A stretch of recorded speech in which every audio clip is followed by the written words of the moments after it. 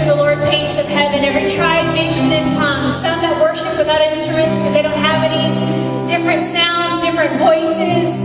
And that's who we're going to pray for tonight. We're going to pray for brothers and sisters, people in the same family, the same citizenship, the same promise, the same blood, the same kingdom, the same cross, who are serving the Lord all over the earth. And we have a radical freedom here. A radical freedom. You can jump here, you can dance, you can shout, you can yell, you can sit, you can lay, you can do whatever you want to do because there's freedom here. There's so many people across the earth who their faith is challenged. You've got young kids, you've got women by themselves in homes, you've got men ostracized because they believe in this gospel that's free for us.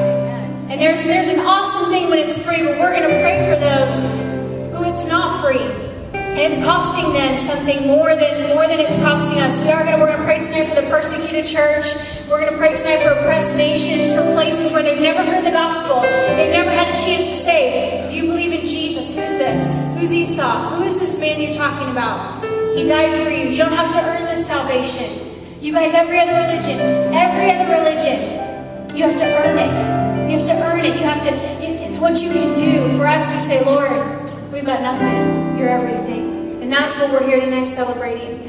So what we're going to do, this is Kevin, my husband, and I'm Tammy. And we're not going to pray tonight. We're going to facilitate you guys praying. This is ORU. ORU is around you. So we're going to open up the microphones and ask that you guys respect that. We're not going to pray one person for 10 minutes. We're just going to do short prayers, minute, 2 minutes. We're going to ask really basic. You guys keep it biblical. Get a scripture. Lord, put something on my heart. And if you have something that's not necessarily persecuted church or, for a Muslim nation where people don't have a chance to hear the gospel, that's okay.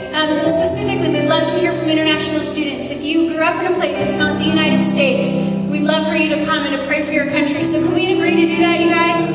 Amen? Can we stand up? This is the time where we don't have to march in charge. You can do whatever you want to do.